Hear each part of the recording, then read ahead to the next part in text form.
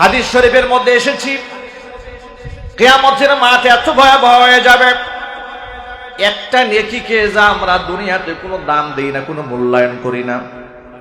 এই যে মাঝে মাঝে আপনারা সুবহানাল্লাহ বলেন, আলহামদুলিল্লাহ বলেন, আমরা এটা কোনো দাম দেই না। অথচ রাসূল বলেন সুবহানাল্লাহি ওয়াল হামদুলিল্লাহি তামলাউ মা বাইনাস সামাওয়াতি ওয়াল আরদি। নবীজি বলেন একবার সুবহানাল্লাহ যদি কোনো বান্দা বলে, জমিন থেকে আসমান পর্যন্ত ফাঁকা জায়গা, পুরো জায়গাটা আল্লাহ পাক বান্দার নামে সওয়াব দ্বারা ভরপুর করে দেয়।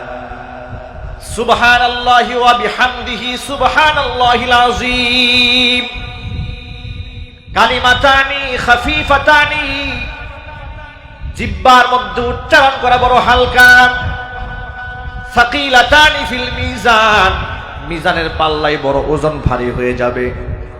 সুবহানাল্লাহি ওয়া বিহামদিহি সুবহানাল্লাহিল আযীম। আমলগুলো ছোট্ট ছোট্ট মনে হয় বলে অনেকেই করে না, অবহেলা করে। আমি আমার সকল ভাইদেরকে বলছি, বাসে, ট্রাকে, বিমানে, সাইকেলে যেখানে বসে থাকেন না কেন, একাকিত্বে বসে থাকেন, জবানের মধ্যে জিকির চালু রাখেন। যার জবানের মধ্যে জিকির চালু হয়ে যায়, শয়তান তার অন্তরের মধ্যে বাসা বাঁধতে পারে না। সুবহানাল্লাহ বলেন। যার মুখে জিকির চালু থাকে তার মুখ থেকে অন্যের গীবত বের হয় না। যে ব্যক্তি আল্লাহর জিকির থেকে, আল্লাহর স্মরণ থেকে তার মুখটাকে বন্ধ রেখেছে, শয়তান তার অন্তরের মধ্যে বাসা বেঁধে বসে এবং তার মুখটাকে নাপাক করে দেওয়ার জন্য অন্যের গীবত, হিংসা, খারাপিগুলা তার জবান থেকে বের করে দেওয়ার বিরাট একটা গর্ত বানায় নেয়। নাউজুবিল্লাহ বলেন। এজন্য আমরা আমাদের জিকির, আমাদের জিহ্বাকে আল্লাহর জিকিরে সব সময় সিক্ত রাখবো। আমরা বলি ইনশাআল্লাহ। যদি বলেন না ইনশাআল্লাহ। কোন আমলকে ছোট মনে করবেন না।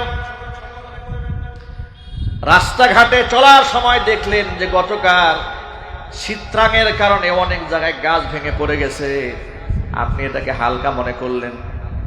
আমি হলাম সাহেব মানুষ, আমি গাড়ি থেকে নামবো, গাছটা টেনে সরাবো, তা হয় নাকি? আচ্ছা আপনারা বলেন তো, আমার রসুলের চাইতে বড় সাহেব এই পৃথিবীতে আর আছে? আরো জোরে বলেন। কোন মাত্রার সাহেব আল্লাহ পাক তাকে বানিয়েছিলেন? পৃথিবীতে আগমন করেই সিজদায় পড়ে গিয়েছিলেন। যিনি হাঁটলে আকাশের মেঘ যাকে ছায়া দিত, সুবহানাল্লাহ, আসতে পড়ে। যিনি শাহাদাত আঙ্গুলে ইশারা করলে চাঁদ দ্বিখণ্ডিত হয়েছে, হাতের ইশারায় দুর্বল উট সবল হয়ে গিয়েছে। জিহাদের ময়দানে সাহাবায়ে কেরাম ছোট্ট একটা পেয়ালা নিয়ে আসছেন, ইয়া রাসূলুল্লাহ, পেয়ালার মধ্যে সামান্য পানি। 1500 সাহাবী আমরা, পান করার কোনো পানি নাই। নবীজি বললেন পেয়ালা আমার সামনে আনো। আল্লাহর হাবিব তার শাহাদাত আঙ্গুলি পাত্রের মধ্যে চুবাই ধরলেন। হুজুর বললেন পাত্রের মুখ খুলবা না। উপস্থিত সাহাবায়ে কেরাম বলেন 1500 সাহাবী আমরা সংখ্যায়, যতদিন সেই জিহাদের ময়দানে ছিলাম পানি পান করেছি, পানির কোনো অভাব দেখা দেয় নাই। কত পাওয়ারফুল নবী! তিনি অন্যের বাগানে, কাফেরের বাগানে খেজুর গাছ রোপণ করেছেন। সুবহানাল্লাহ। নবীর একজন বিখ্যাত সাহাবীর নাম সালমান ফারসি রাদিয়াল্লাহু তাআলা আনহু। নাম শুনেন না এমন মুসলমানের সংখ্যা কম। এত সম্মানিত সাহাবী, পারস্যে যার জন্ম।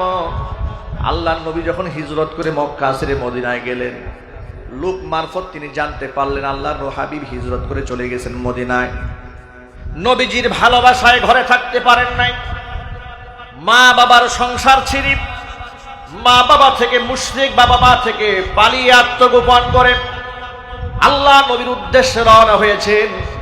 রাস্তায় একবার দুবার নয়, 19 বার গোলাম হয়ে বিক্রি হয়ে গেছেন। সর্বশেষ মদিনায় যেই লোকটার হাতে তিনি গোলাম হয়ে পড়েছেন, আল্লাহ নবী সাল্লাল্লাহু আলাইহি সাল্লাম সালমান ফারসি সম্পর্কে জানতে পারলেন।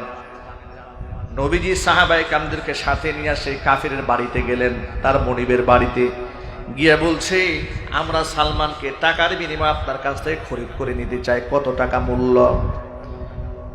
সবসময় মনে রাখবেন একটা কথা, দোকানদার কিংবা বিক্রেতা যদি বুঝতে পারে মালটা কাস্টমারের অনেক বেশি পছন্দ হয়ে গেছে, তাহলে কিন্তু পণ্যের ডিমান্ড ডাবল হয়ে যায়।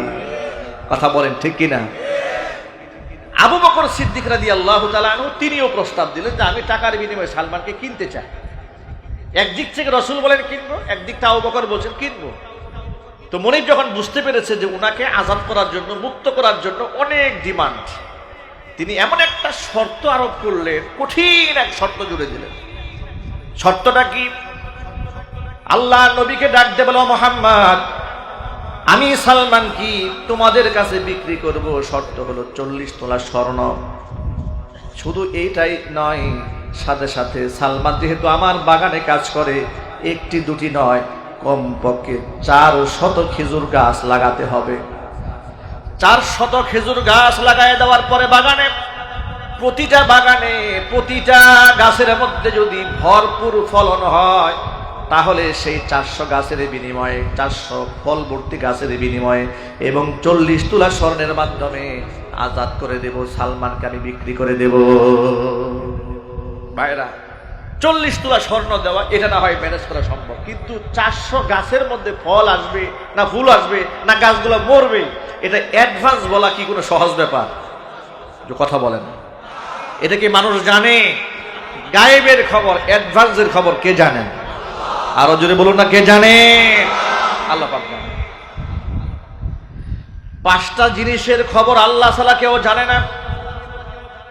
কথাটা মনে রাখবেন ভালো করে, এটা আকীদার ব্যাপার।